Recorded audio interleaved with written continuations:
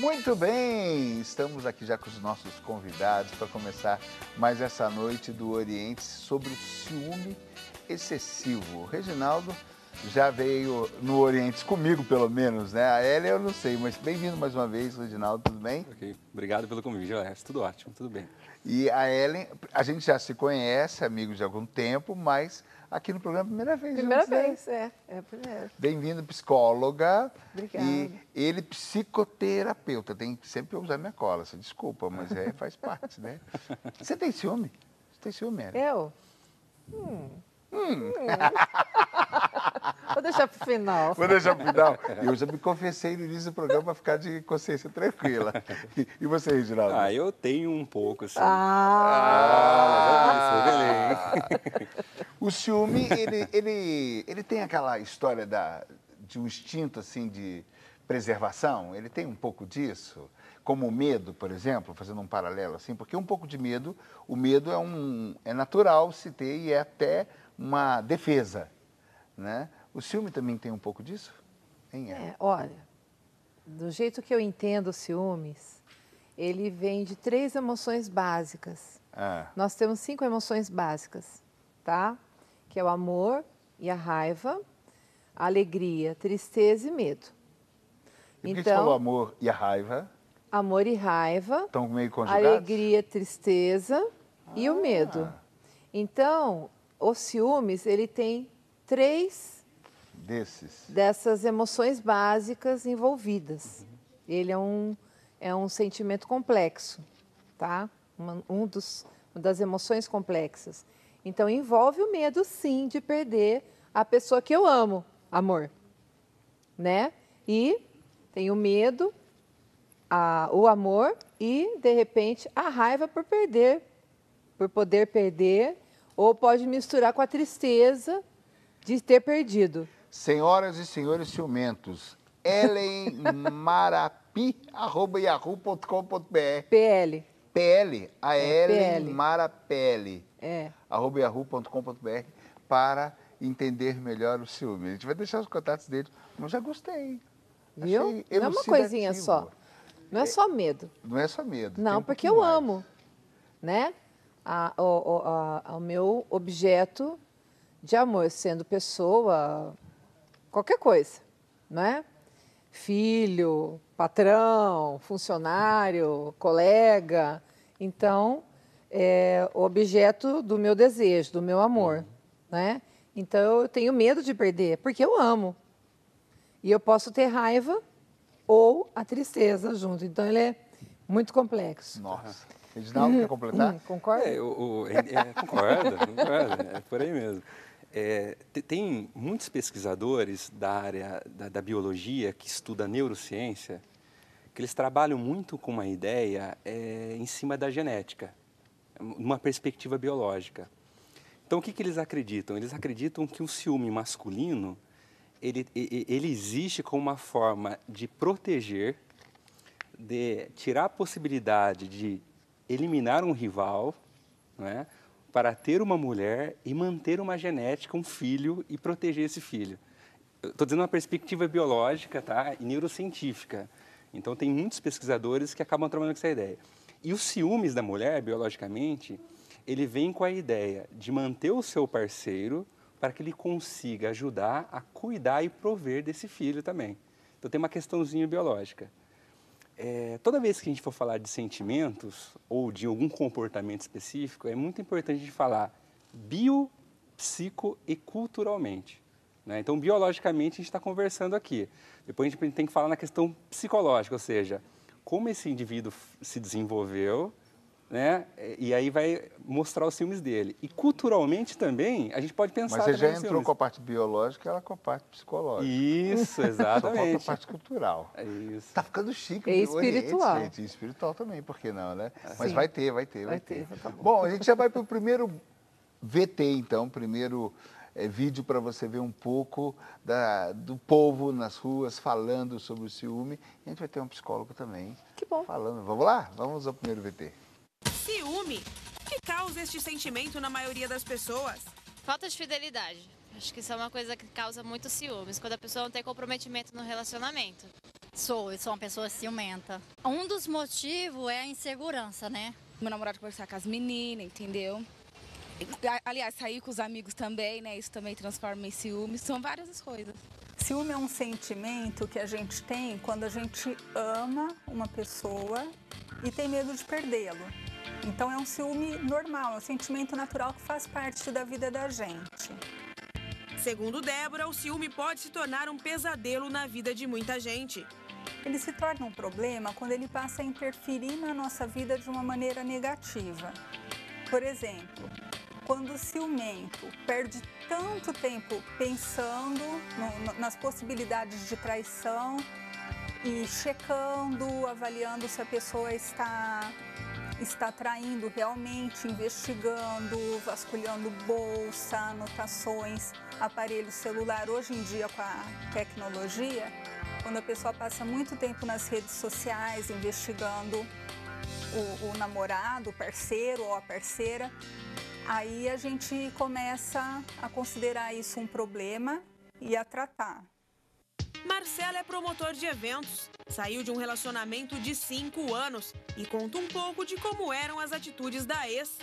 Ficava em cima, não dava muito espaço, mexia no celular, checar meus e-mails, se tá na balada, ficar de olho em mim mesmo. Se chega alguma mulher perto, ela vem pra cima. Então é um negócio meio crítico. Às vezes eu tava conversando com alguma menina, alguma pessoa que não tinha nada demais, ela dava às vezes umas baixarias. A gente tem o ciúme normal, que é esse, que está relacionado ao amor. Porém, o ciúme normal, quando a gente se dá conta de que a relação não está em risco, a gente não está perdendo o ser amado, ele não está nos traindo, esse é o ciúme normal. O ciúme doença ou ciúme patológico, ciúme delirante, é aquele que, mesmo quando a gente percebe que nada está acontecendo, quando a gente verifica que não existe uma traição, isso não alivia a nossa angústia. A gente volta a investigar a pessoa, volta a se preocupar com essas questões. Cuidado! O ciúme normal pode se tornar patológico. Algumas pessoas sem uma história anterior de ciúme patológico, elas podem de repente se envolver numa relação que por alguma situação intensifica as fraquezas da pessoa, porque o ciúme também tem a ver com a nossa autoestima, a nossa autoconfiança. Então pode ser que em algum momento na relação a pessoa fique sem confiar, fique muito insegura nela mesmo, né? E passe a desenvolver um ciúme com característica de doença, que é aquele que interfere no nosso dia a dia. Hoje Marcelo fala sobre o relacionamento com bom humor, mas já passou por situações bem complicadas. Eu estava conversando com uma pessoa e a gente nem estava tendo mais nada, cada um vivendo a sua vida. Aí tava num evento e ela viu eu conversando com a pessoa, acho que ela ficou enciumada e eu senti um tabefe pelas costas. E muitas vezes eu ficava até meio sem graça de conversar com pessoas diferentes. Quando eu pergunto se um pouco de ciúmes faz bem... Muito bem. Acho que é importante. Desde que seja controlado. Tá aí ele, viu? Amor e ódio, ódio e amor. Aliás, o ciúme, ele é bem, como você disse, ele é bem relacionado. Até o pessoal fala um pouco disso, né? Do amor e ódio, que o amor vira ódio, o ódio vira amor e que o ciúme está nesse meio. Existe, acho que até um folclore um pouco disso, mas tem um fundo de verdade, pelo jeito. É que o amor, com a mesma intensidade que eu amo, eu odeio. Por quê? Porque eles têm a mesma plataforma psíquica. Tá? Então, por isso que muito assim aparece assim, em novelas, né, em filmes e tal. A pessoa começa odiando, depois no final ela casa com o cara que odiou. E isso acontece muito na vida da gente. Né? Da mesma forma que eu amo aquela pessoa, eu posso vir a odiar, porque é a mesma plataforma psíquica que tem a mesma raiz, o amor e o ódio. E como é que você explica isso? Você falou uma coisa que bota uma pulga atrás da orelha da gente. Botou um nó no cérebro agora. Não, é assim, do mesmo jeito que você ama, você odeia. Do mesmo jeito? É, com a mesma intensidade, com a mesma intensidade. força. Mas pode, é como se fosse o lado iluminado da Lua e o lado sombrio da Lua, o lado que não está iluminado. É a mesma, metade dela iluminada e metade dela escura. O que eu preciso ter é consciência, vontade e ação. Eu tenho consciência de que eu odeio, eu não posso odiar.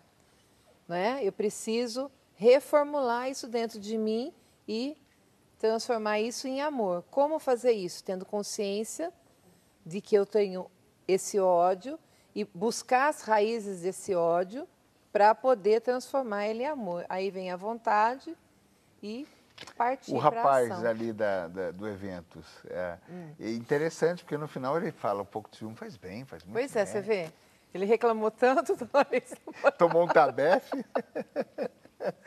Reclamou tanto, mas de repente o ciúme faz um pouquinho de bem, pelo que ele coloca. Né? É muito interessante a questão da cultura, né, inserido na questão dos ciúmes.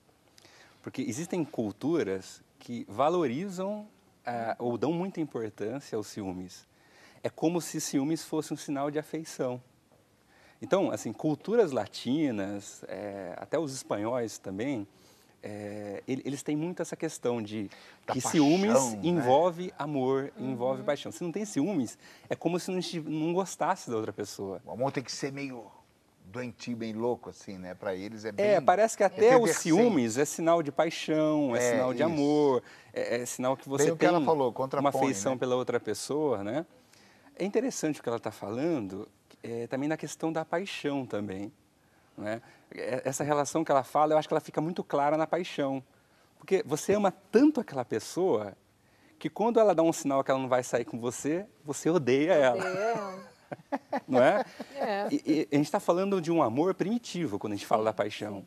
Quando a gente fala do amor agápico, que é se colocar no lugar do outro, que é respeitar a diferença, que é ter tolerância à frustração, aí você já não consegue entender muito de amor e ódio, aí você já entende mais como amor, né? Sim.